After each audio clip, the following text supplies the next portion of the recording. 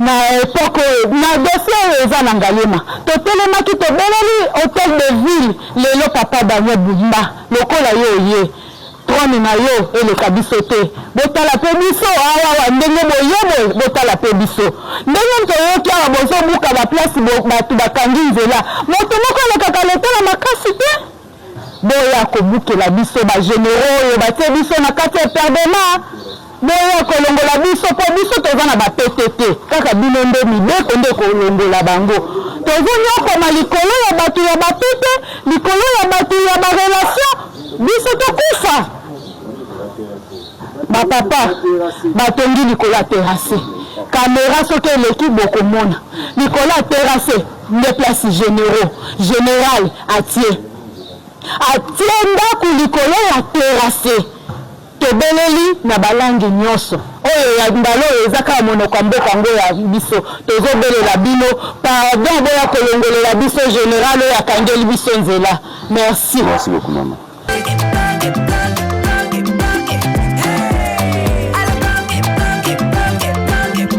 oyoki elengi ya Congo na époque na dossier oyo eza na Ngalema totelemaki tobeleli hôtel de ville lelo papa Daniel Bumba lokola ye trône na yo eleka biso te botala pe biso awa ndenge boyebo botala pe biso ndenge toyoki awa bozobuka baplace bato bakangi nzela moto moko alekaka letala makasi te boya kobukela biso bagénéraux oyo batie biso na kati ya perdement boya kolongola biso po biso toza na baptt kaka bino nde mibeko nde kolongola bango tozonyokoma likolo ya bato ya bapete likolo ya bato ya barelation biso tokufa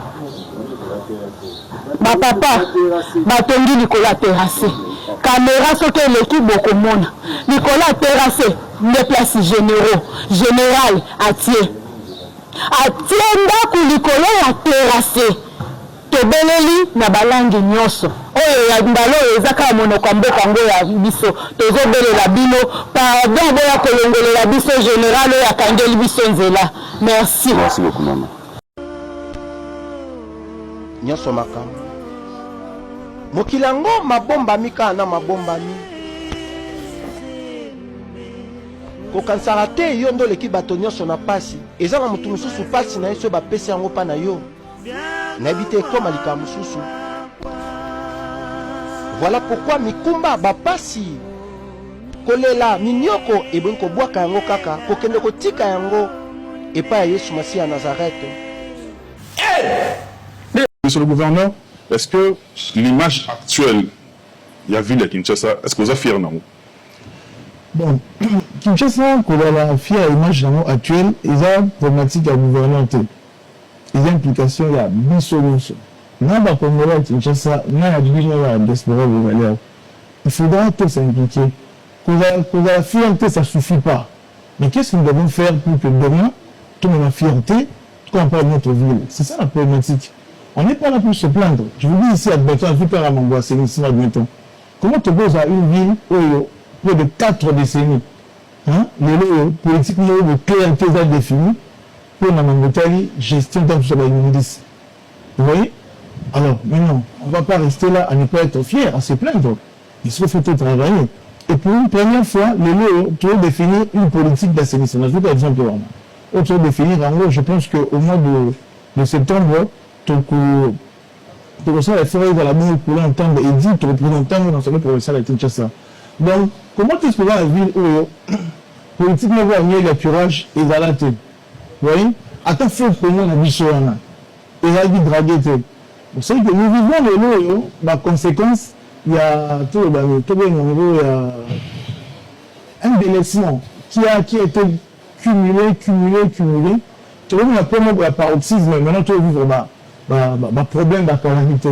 Et pour ça, la fierté, mais tu as voté, tu vas à soigner, mais ce que c'est que ça dit sur révolte, tout le monde et transformer ce que orgueil, n'a dit au fait fierté, on a même pas fierté pour tout transformer en orgueil, pour travailler pour avancer. Et ça, synergie, il y a tout est à la direction pour tout avancer. Parce que là, vu la Kinshasa, ils ont un indicateur, pour ça, les villes, fonctionnellement, vous voyez? Je dirais ceci. on va remettre très souvent. Les villes naissent, les villes disparaissent. Vous voyez? Capernaum, la Bible, vous ne savez pas ces arrêtés, Jéricho, vous ne savez pas ces arrêtés. Ça l'a tiré. La ville, on se menait la pouvoir. Et ça, la cause, où ça, la ville, les mots tamara, ils appellent la cause, ça, les villes disparaissent. Kinshasa, ils ont coché au vert, poste, l'indicateur est belé, où ça, la ville est disparaît. Vous voyez? Il y a un temps de condiment, un programme, au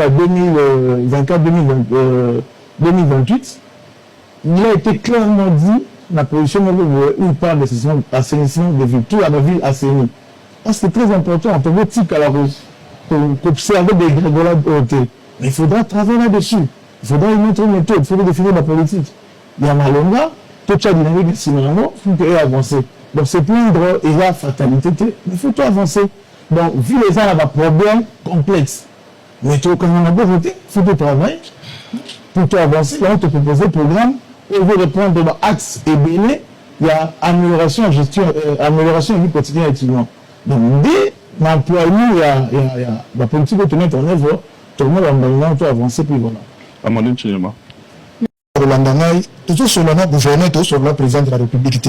À chaque fois, dans l'intervention, les choses vont s'avancer. C'est lui le responsable de la ville. Donc, d'abord, nous avons effigie, on a évité bon. Pour la mission, on a le gouverneur, il y a la ville, à cause de la. Nous avons la grâce pour comme le président, donc on ne sait jamais vivre dans la surprise. Mais nous avons déjà une étape pour la effigie du président. Bon, on a tout un détail. Nous avons une sur toutes les questions. Nous avons abordé différemment.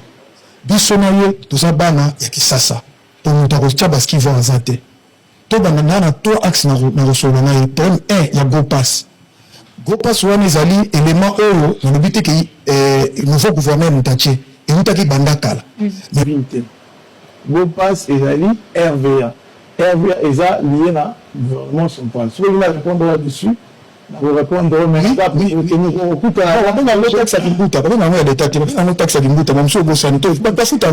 tu payes ça non quand tu vas à Kinshasa vous payez ça nous c'est taxe de ah ouais les gars va discuter de votre réalité écoute un peu merci expliquez bien on passe la taxe statistique il y a embarquement je pense ils ont prévu $10 pour avoir l'international ou $5 pour avoir le national. C'est que problème dans les années. Moi, je suis à monter pourquoi? Mais parce que nous foutons pas ça la net inine. Pourquoi c'est? Mais c'est dit que nous, quand on a la taxe, et on a l'impôt, il est intéressant. Il faut assurer le service public. Quand on a repoussé tout, base à la motivation de la taxe, mais s'il vous plaît, mais bon, ça est la monnaie. Vous savez, les formes hauteur au Yoka. T'es gauche, tout le monde a quelque chose à tout. Parce qu'on s'en fout. C'est comme sur l'aéroport, c'est ça le discours. Taxe statistique est ton aéroport, papa. Mais c'est que tout le monde a sur la taxe statistique, tout le monde a sur la taxe qui va tomber. Maintenant, on vient à l'aéroport. Il faut à $50, il y a une passe. Go pass la ligne de RVA Zouaka. Pour la la politique, Italie Bango. Bon, on va gérer l'aéroport. Bissoville à Kinshasa, Tozouaka, taxe statistique d'embarquement. Il faut terminer le pandi. Les Arabes, normalement, se prévu à $10 pour l'international, $5 pour la vol nationale. Quand on l'a déjà. Vous voyez, il y a un taxe statistique. Ils allaient ma taxe, ils allaient ma moins au l'État, à l'effet de la politique. Quand on a vu la Kinshasa, toutes les choses en train d'aligner là. Il faut fonctionner, il faut faire ça là-bas, il faut faire combat, il faut faire ça, il faut faire qu'il y ait des bouts. Et ça, on a un bon moment. Donc ça a davantage, tout devant nous viser l'avantage. D'ailleurs, on va choquer. Toujours choqué par Congolais, mais oui,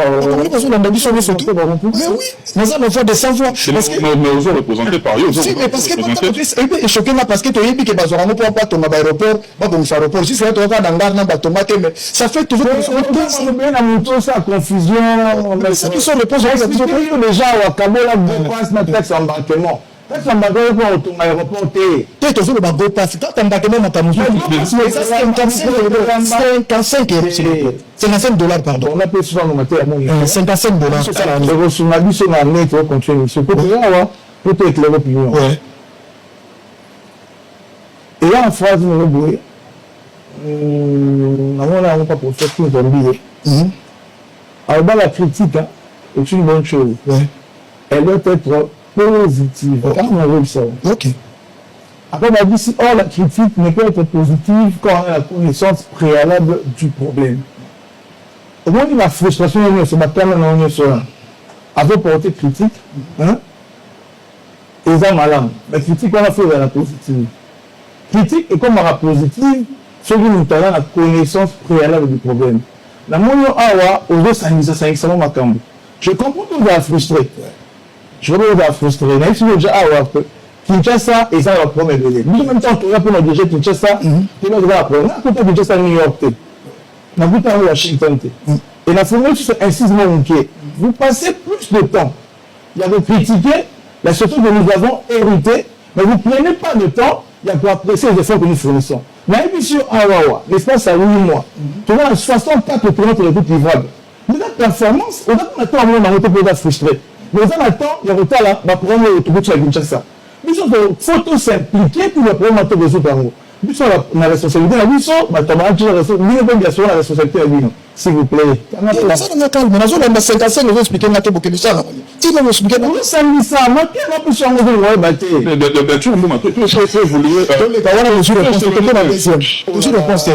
que nous avons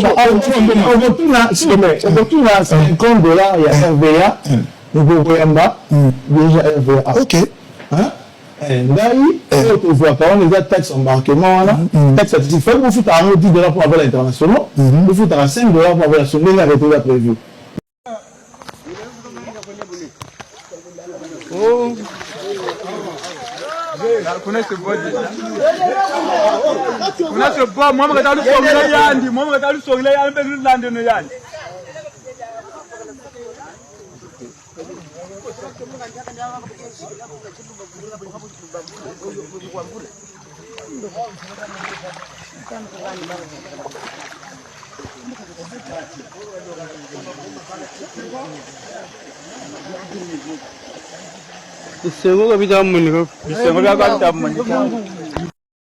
De plus en plus, l'on constate un boom immobilier dans la capitale, fort malheureusement. Plusieurs immeubles qui poussent des terres ont été érigés sans respecter les normes urbanistiques et parfois sans titre foncier ou permis de construire, dûment délibérés par les services compétents de l'État. La visite d'inspection de la ministre d'État des Affaires foncières, Akasia Bandoubo Lambongo, et le ministre de l'Urbanisme et Habitat, Crispin Mbadou Pandou, a constitué une occasion pour se rendre compte de l'ampleur du désordre et de l'anarchie dans la vie de Kinshasa. C'est le cas de l'immeuble appartenant à des sujets libanais, immeuble situé sur des avenues Gombe et Kilolo. Sur place, les deux membres du gouvernement ont ordonné l'arrêt des travaux sur l'emprise publique et l'arrestation du chef des chantiers pour des raisons d'enquête. Nous sommes sur la rivière de la Gombe.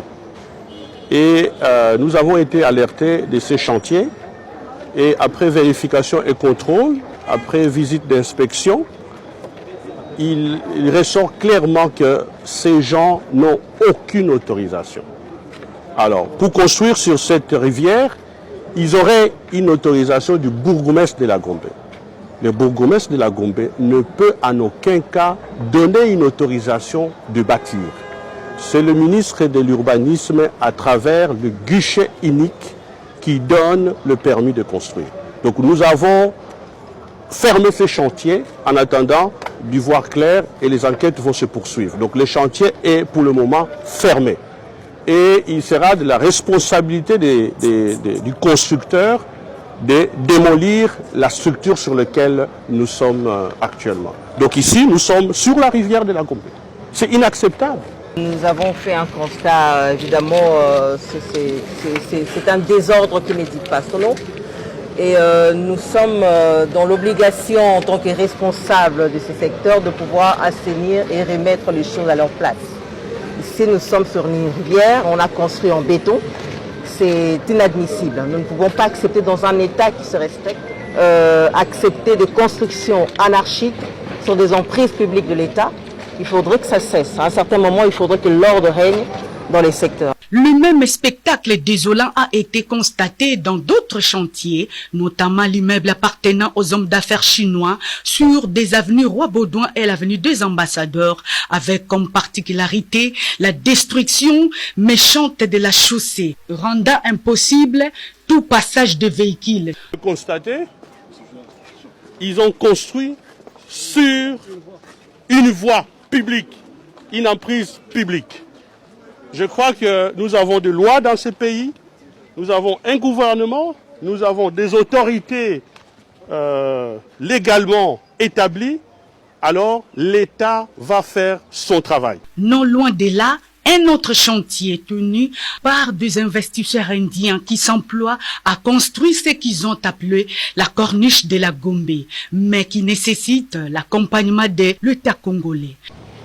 Nous sommes pour le développement des affaires, la promotion des investissements, mais encore une fois de plus, nous, en tant que ministère de l'Urbanisme et des Affaires foncières, nos administrations respectives sont disposées à accompagner les promoteurs immobiliers. Mais les choses doivent se faire en respectant les lois et les normes en matière de construction. Toujours dans la commune de la Gombe, les cas d'expoliation de 2 parcelles appartenant à l'État où des personnes non autrement identifiées ont posé des jalons de construction d'un immeuble sur l'avenue Flamboyant et Oranger. Là aussi, le chef des chantiers a été arrêté et transféré au parquet de la Gombe pour raison d'enquête. Malgré toutes ces mesures, le gouvernement continue à assainir le climat des affaires en République démocratique du Congo et promouvoir l'investissement dans le secteur immobilier, mais en respectant les lois du pays conformément à la vision du chef de l'État, Félix-Antoine Tshisekedi Tshilombo, sous la coordination de la chef du gouvernement Judith Souminois. Le gouvernement insiste sur le respect des espaces publics, particulièrement le long du fleuve Congo.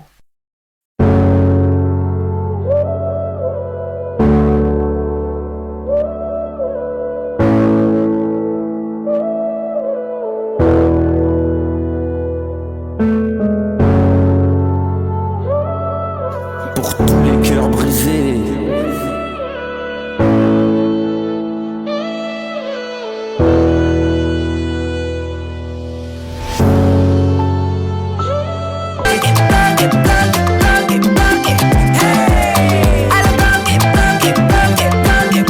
Oyoki elenge ya Congo.